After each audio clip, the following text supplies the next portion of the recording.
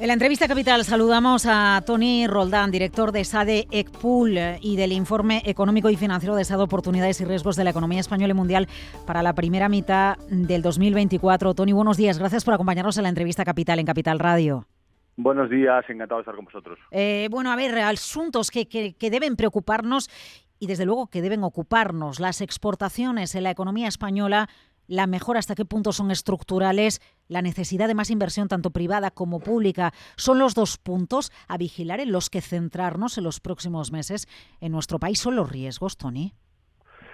A ver, bueno, yo creo que el mensaje del informe económico que publicamos en el SADE con Banco Sabadell es un mensaje más bien positivo en general de la economía española en relación a las economías de nuestro entorno, ¿no? Por varias razones. O sea, cerramos el año con un crecimiento claramente por encima de lo que habíamos previsto y claramente por encima de la media de las economías vecinas, en el 2,5%. Las perspectivas para este año son por encima del 1,5%, 2%, ahí está la horquilla. La inflación está pues va a estar en torno al 3,5% este año y cerramos claramente pues en algunos casos por debajo de la mitad de los vecinos. Tenemos un mercado laboral dinámico, tenemos buenos resultados de exportaciones, tenemos buenos resultados de turismo, tenemos buenos resultados del sector de la construcción inmobiliaria, etcétera. O sea que en general los resultados son buenos. Hay algunas debilidades. Yo diría que el farolillo rojo central de la economía española es la inversión privada, ¿no? Hay muchas hipótesis de por qué está sucediendo eso. Hay razones que pueden ser potencialmente también relacionadas con la política. Fiscales, ¿no? También.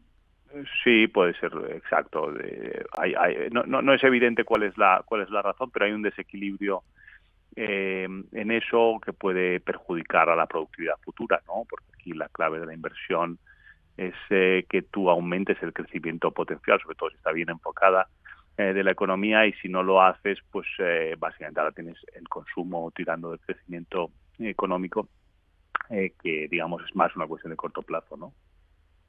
Más optimista que pesimista, desde luego, el informe que ustedes publicaban este martes y que incluye 4 artículos, 4 análisis que son realmente interesantes, de Pablo Ramón Laca, de Ángel Ubide, de Judith Arnal, de Omar Rashid. Me llama la atención como tanto Pablo de Ramón Laca como Ángel Ubide, Toni, ponen encima de la mesa una realidad, el impacto que puede llegar a tener en las cuentas públicas, shocks vinculados al cambio climático y cómo un país tiene que prepararse para que eso llegue. Sí, bueno, hay muchos, o sea, el entorno, digamos, del paradigma económico internacional ha cambiado muy rápidamente, ¿no? Vosotros lo seguís a diario y, digamos, hay muchos elementos que hacen repensar cómo enfocar la política económica, ¿no? En primer lugar, está toda la dimensión geopolítica, ¿no? Los cambios, pues la inestabilidad de la guerra en Gaza, Ucrania, en el Indo-Pacífico, las elecciones en Estados Unidos a final de año. Tienes, por otra parte, unos cambios importantes, ¿no? En el rol que están jugando los estados en la economía, en el cambio en las relaciones comerciales, mayor regionalización, mayor inestabilidad y tensión entre las dos grandes potencias, ¿no? En China y Estados Unidos. Y eso está afectando claramente a las dinámicas de política industrial, a los aranceles, etcétera, y a las dinámicas comerciales, ¿no? Después es un segundo elemento que yo diría que es muy importante, que es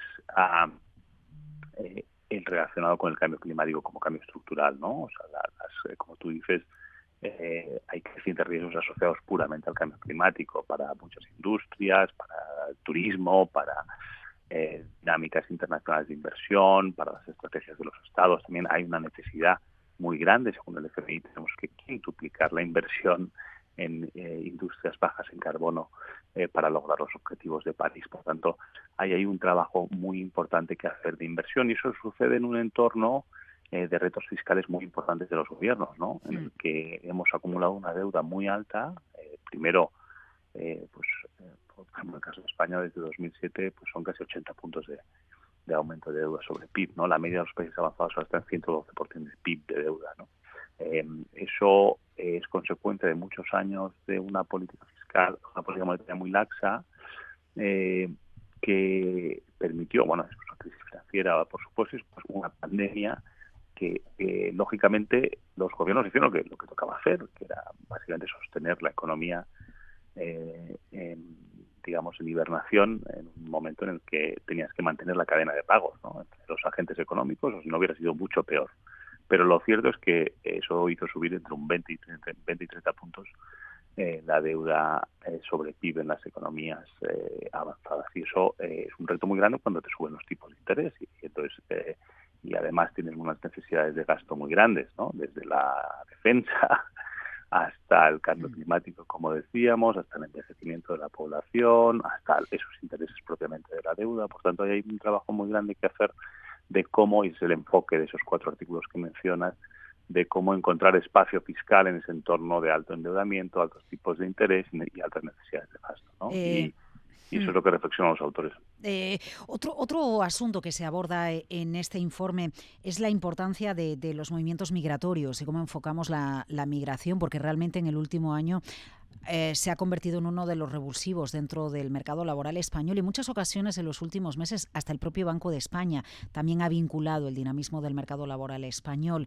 ¿Qué tenemos que hacer ahí, Toni? ¿Cuál sería el escenario óptimo para que haya crecimiento, para que haya talento y para que haya dinamismo laboral? Bueno, no se habla mucho en el informe de este tema, pero en todo caso es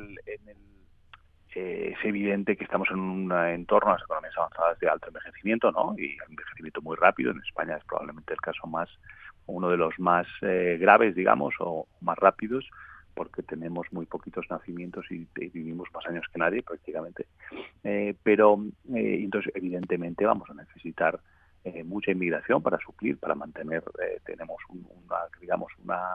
hay que imaginarlo como pues un grupo de personas en medio que sostiene básicamente los servicios que reciben los de abajo, los niños y las personas que están creciendo para poderse educar, y a los de arriba, que son los que las clases pasivas y los que no trabajan, porque ya han trabajado toda su vida y tienen derechos acumulados para recibir una pensión y cada vez viven más años, ¿no? Entonces, o bien mantenemos esa base de medio de personas idealmente lo más cualificadas posibles y más productivas, o si no, pues no se sostiene el contrato social que tenemos, ¿no? Y por tanto las políticas de inmigración tienen que ser activas y tienen que ser proactivas para poder atraer a toda esa gente que necesitamos. En España hemos recibido un montón de inmigrantes en los últimos años que se han integrado al mercado laboral muy bien y que han generado pues gran parte de los datos tan buenos que tenemos, ¿no? Y es lo que te permite crecer, porque si te pasa como ahora recientemente hemos llegado al pico de población mundial, ¿no?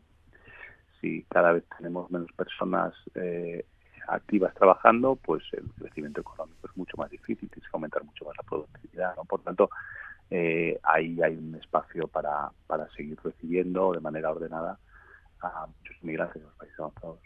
Muchísimas gracias por acompañarnos y por este informe realmente interesante y muy recomendable leerlo para entender dónde están las fortalezas, cuáles son los retos, por qué la economía también es frágil. Toni Roldán, director de SADC Pool y del Informe Económico y Financiero de Estado, Oportunidades y Riesgos de la Economía Española y Mundial para la primera mitad de este año. Cuídese. Hasta la próxima.